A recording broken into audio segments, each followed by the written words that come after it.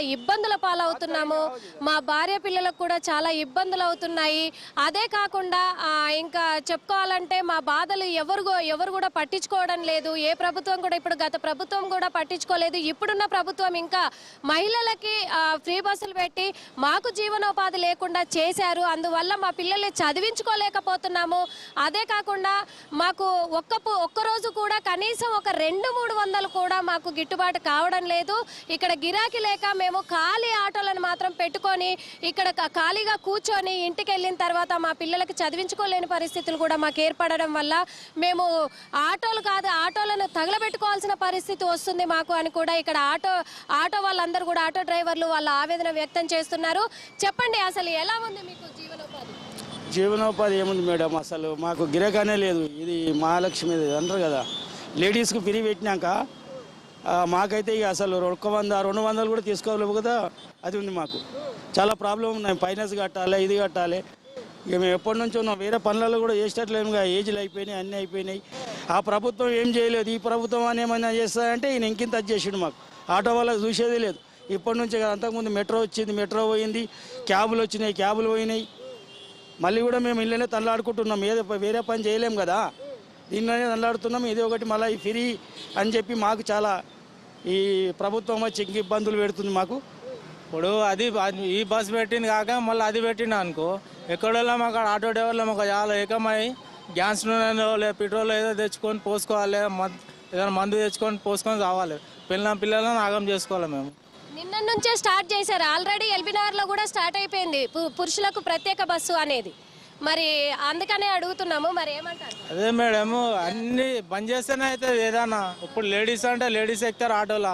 ఇప్పుడు మినిమం బల్కం పెట్టుకెళ్ళాలి. 50-60 అడుగుతాం, ఎక్కుతారు, తీసుకొని వెళ్తాము. ఇప్పుడు అది ఇట్లా పోయిందంటే మేము ఇంకేడా బతకాలి మేడం మేము. ఇప్పుడు మరి గత ప్రభుత్వం బీఆర్ఎస్ ప్రభుత్వం ఉన్నప్పుడు ఇట్లా ఫ్రీ బస్సులు లేవు కదా, ఇప్పుడు ఫ్రీ బస్సులు వచ్చినాయి. మరి లేదన్నా 500-600 చేసుకొని వెళ్ళాం మేడం మేము. మళ్ళీ కిరాయి కట్టాలి, ఆటో కిరాయి 350 రూపాయలు. మళ్ళీ మా ఇంటి రెంట్ కట్టుకోవాలి, అవన్నీ ఉంటాయి కదా మేడం. పిల్లల చదువులు అవన్నీ ఉంటాయి. ఏడు నుంచి తీసుకోవాలి మేము, ఎవరిని అడగాలి. ఈ కాంగ్రెస్ ప్రభుత్వం వచ్చి మొత్తం నాశనం చేసేసింది మమ్మల్ని, ఆటో వాళ్ళకి. సార్ మీరు చెప్పండి సార్, నిన్న గురువారం రోజు నైటు ప్రగతి భవన్ ముందు ఇప్పుడు ఆటో డ్రైవరు ఆటోని తగలబెట్టుకున్న సిచ్యువేషన్లు జరిగాయి. నిన్న తగలబెట్టేసుకున్నారు.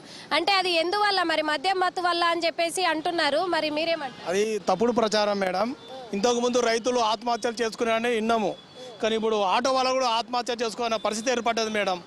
ఈ ఉచిత ప్రయాణం అనేది తీసేలా మేడం. ఉచిత ప్రయాణం ఎవరికి ఇవ్వాలి? స్కూల్ పిల్లలకి ఇవ్వాలి, కాలేజీ పిల్లలకి ఇవ్వాలి, ఓల్డ్ ఏజ్ పింఛన్ తీసుకుంటారా వాళ్ళకి ఇవ్వాలి, భర్త చనిపోయిన వాళ్ళకి ఇవ్వాలి, వీళ్ళకి ఇవ్వాలి మేడం. అంతా టికెట్లు పెట్టలేని పరిస్థితి ఎవరు ఉన్నది మేడం హైదరాబాద్లో. చాలా ఘోరమైన పరిస్థితి మేడం ఇది. ఇంతకుముందు మాకు ఓలా వచ్చి, ఉబేర్ వచ్చి మా కడుపు కొట్టింది మేడం. ఇప్పుడు ఏదో నమ్ముకున్నాం కాంగ్రెస్ ప్రభుత్వం వస్తే మాకు చాలా మంచిగా అవుతుంది అని, కానీ మొత్తం ఇప్పుడు మేము ఆత్మహత్యలు చేసుకునే పరిస్థితి ఏర్పడుతుంది మేడం. అంత ఘోరంగా ఉంది మనం.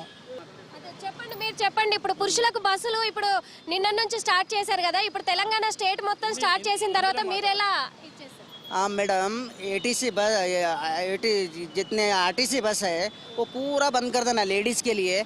और आने वाले जो ऑटो वाले जितने ड्राइवर है, किसका घर किराए का है, किसी का 10,000 किराया है, किसी का 15,000 किराया है, वो नहीं बन सक रहे। पीसा स्कूल के पीसा नहीं बन सक रहे। ऑटो का किराया 500 रुपये 400 रुपये किराया है, उसका किराया नहीं दिए तो गाड़ी वाला गाड़ी खींच ले रहा है। यानी तो 8-8 दिन रोड पे सो जा रहा हो, 5 दिन घर को नहीं जा रहा, औरत के पास नहीं जा रहा, बच्चों के पास नहीं जा रहा, उसको प्रॉब्लम है। किराया नहीं दिए तो गाड़ी वाला खींच लेके उसको लड़ ले रहा, वो आके टेंशन में ऑटो चला ले रहा है, यानी तो कहीं ले आके फेंक दे के कहीं चले जा रहा हो, आउट ऑफ में किधर भी चले जा रहा, वो प्रॉब्लम है। ऑटो स्टैंड जो SR नगर जो ये है, ये पूरे ऑटो वालों का प्रॉब्लम जो है हटा देना चाहिए। हम असदुद्दीन अवैसी साहब को भी दिए, अकबरुद्दीन अवैसी MLA साहब को भी लेटर दिए, हमारे UTC यूनियन ऑटो ले आके रेवंत रेड्डी के उनको भी दिए, पूरे मिनिस्टर को भी दिए, अब तक उसका कोई हल नहीं है। చెప్పండి, మరి నిన్న ఆటో తగలబెట్టుకున్న డ్రైవర్ని పోలీసులు అదుపులోకి తీసుకున్నారు. మీరు ఆటో నడుపుకుంటా ఉన్నారు కదా, ఆటో డ్రైవర్లే కదా, మరి తనకి ఎలా స్పందించబోతున్నారు ఈ చర్య పైన? సో దాని మీద పోలీసులు వాళ్ళు ఏం చెప్తారో దాన్ని బట్టి మనం చెప్పడానికి వస్తే వాళ్ళు ఎట్లా చేస్తుంది. కాకపోతే కొంచెం గిరాకీలు అయితే తక్కువైనాయి. సో ఆటో రెంట్ కూడా కట్టుకోనికి ఇబ్బంది ఉన్నది. ఇంకా ర్యాపిడో అవి కూడా ఏం నడుస్తలేదు, తక్కువనే ఉన్నాయి అవి కూడా. సో నాకు తెలిసి ఫ్రీ బస్ పెట్టడం తప్పే అనుకుంటారు, తప్పే కదా. మాకైతే ఏం అంత లేదు, తక్కువ ఒకప్పుడు 2000 3000 తీసుకుంటే వాళ్ళము. ఇప్పుడైతే ఒక 1000 రూపాయలు కూడా అయితే కనీసం. ఆటో కిరాయిలు, డీజిల్ తీస్తే కనీసం మాకు 500 కూడా మిగులుతారు డైలీ. చూద్దాం ఎక్కడి వరకు వెళ్తాం, దాని తర్వాత చూద్దాం. ఒకవేళ మేమంటే యూత్ కాబట్టి వదిలేస్తాం, కాకపోతే పెద్దోళ్ళు కదా, మీది కాకపోతే ఇంకోటి చేసుకుంటాం.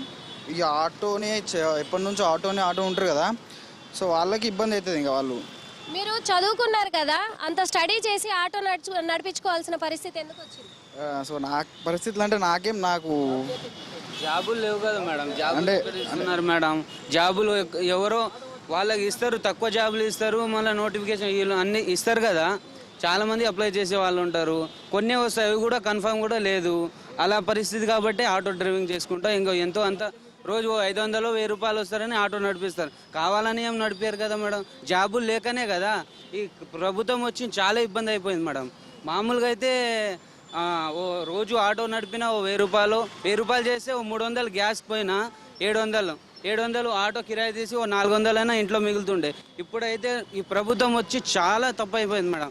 చూస్తున్నారు కదా ఇక్కడ ఆటో వాళ్ళ పరిస్థితి మాత్రము. ఎందుకంటే ఇక్కడ మాకు ఫ్రీ బస్సులు పెట్టిన తర్వాత మాత్రము చాలా ఇబ్బందులకు గురవుతున్నాము. మా జీవితాలలో కూడా మాకు అసలు ఉపాధి లేకుండా పోయింది. ఆటోలు కొనుక్కున్న ఈఎంఐలు కూడా కట్టుకోలేని పరిస్థితి మాకు ఏర్పడింది. ఫైనాన్స్ వల్ల, మాకు ఫైనాన్షియర్ల వల్ల చాలా టార్చర్ అవుతుంది.